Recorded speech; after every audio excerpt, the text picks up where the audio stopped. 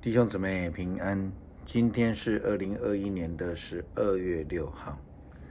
今天的经文是诗篇126篇，以赛亚书第40章第1到11节，罗马书第8章22到25节。今天要跟大家分享的主题是看不见的盼望。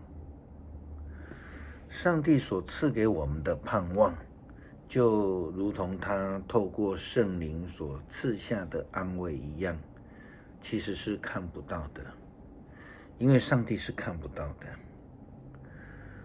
看不到的上帝，我们如何去相信呢？很难，也因此许许多多的台湾人都宁愿去相信那人手所刻的偶像。虽然很多时候大家都知道这都不是真实的，实在的说，基督徒的信心真是不简单，因为要全心的倚靠那一位看不见的上帝。今天我们把这个主题定调为看不见的盼望，因为那看不见的就是创造者，就是保守者，就是看顾的上帝。上帝不但他自己赐下他的看顾跟保守，他还差遣了他的仆人来安慰需要安慰的人们。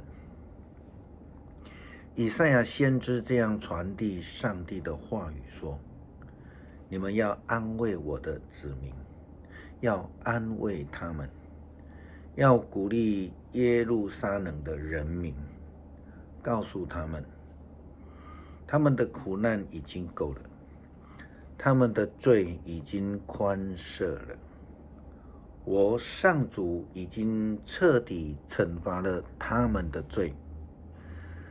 在这一段经文里面的你们，所指的是上帝的仆人们，而那一些被安慰的人们，就是那些被惩罚在苦难当中的以色列人。那赐下安慰的，就是那一位看不见的保守者上帝。如同耶稣基督在约翰福音所说的：我要求父，父就另外赐给你们一位保惠师，叫他永远与你们同在，就是真理的圣灵，乃世人不能接受的，因为不见他，也不认识他。你们却认识他，因他常与你们同在，也要在你们里面。这是约翰福音第14章16到17节。在这里非常明白的提到了真理的圣灵，它是世人所不能接受的，因为不见他，也不认识他。这一位看不见的圣灵成为提醒世人的一个声音。以赛亚书第40章第3节说：有一个声音喊说，要在荒野为上主预备道路，要在荒漠为我们的上帝开辟大道。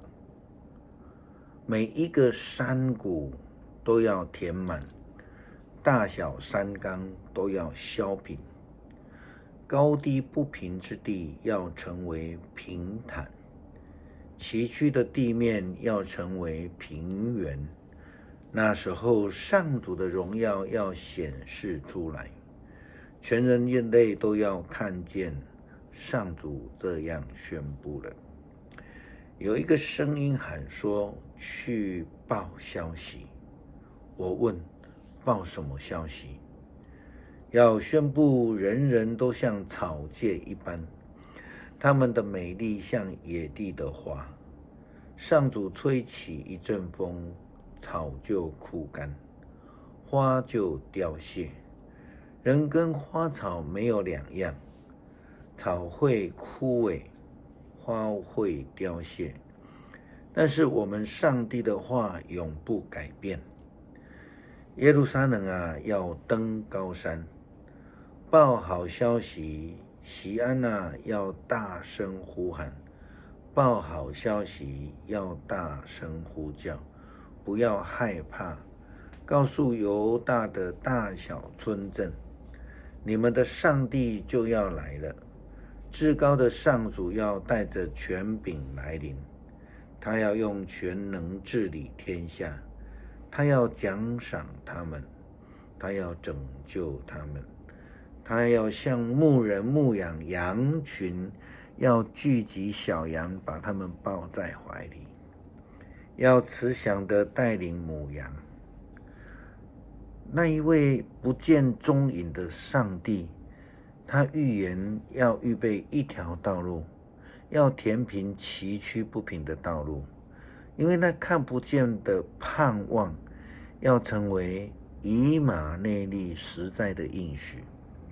他与世人同在，预备主的道路，是因为上帝的应许即将要实现，是看不见的上帝同在的应许。什么样的人需要这个看不见的盼望呢？就是那一些在困苦当中，在艰难当中的人们。如同罗马书第22节到23节这样子说道，他说，我们知道直到现在一切被造的都在神呻吟，好像经历生产的阵痛。不止被造的是这样，我们这些得到初熟的果子，就是得到圣灵的人，他也在心里叹息呻吟，等候上帝收养我们做他儿女，使整个的自我得自由。这样的人，就是在困苦当中像经历阵痛的人，需要盼望，因为就在极大的苦难当中。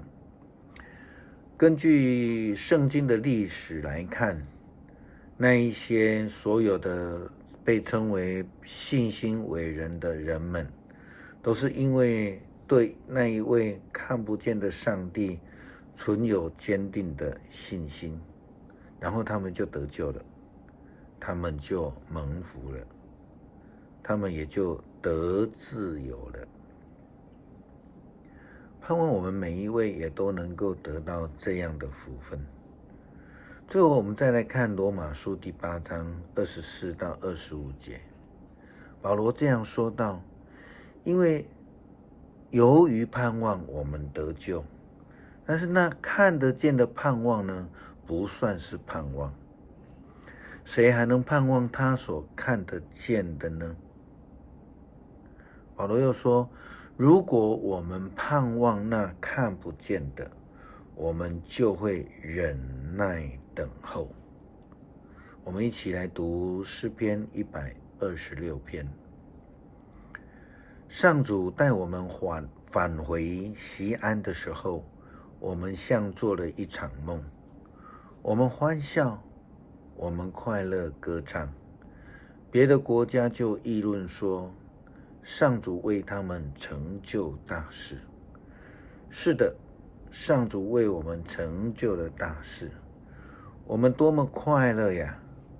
上主啊，求你把我们带回故土，像鱼把我们带回干固的河道。愿含泪撒种的人都欢喜收割，那些带着眼泪的种子出去的，要快乐的将收成欢欢喜喜的带回来。恳求上帝让我们有坚定的信心，如同希伯来书所说的，信是未见之事的确据。真的让我们能够看到那看不到的盼望。